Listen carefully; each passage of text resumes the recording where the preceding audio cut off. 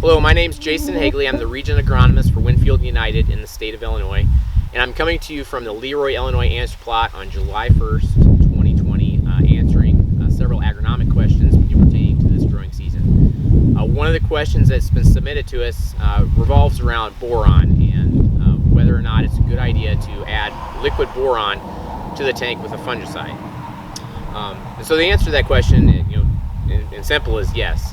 Adding boron is a good idea, but there are a few things we need to watch out for or keep in mind. First of all, let's talk about the role of boron in the plant.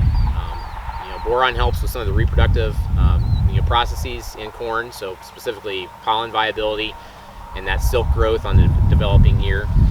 There's boron in the plant at this growth stage, and some of that boron that's in the plant now and the boron that will continue to be taken up over the next couple of weeks will eventually be remobilized or moved into the tassel and the developing ear. But if we have a boron deficiency or boron is not at an adequate level, we may not have an optimum amount of relocation of that boron into those developing reproductive tissues.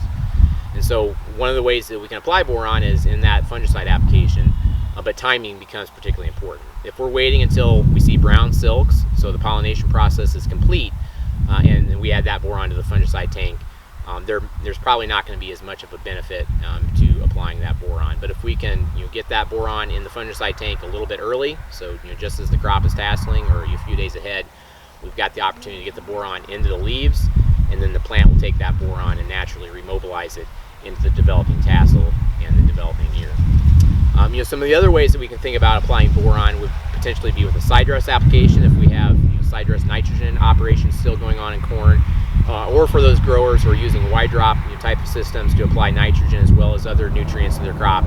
Boron would be a great nutrient to apply at this time. We've got V10 corn, chest high corn, to get that boron into the crop through the roots, and then again it'll naturally remobilize it into the developing tassel and developing ear.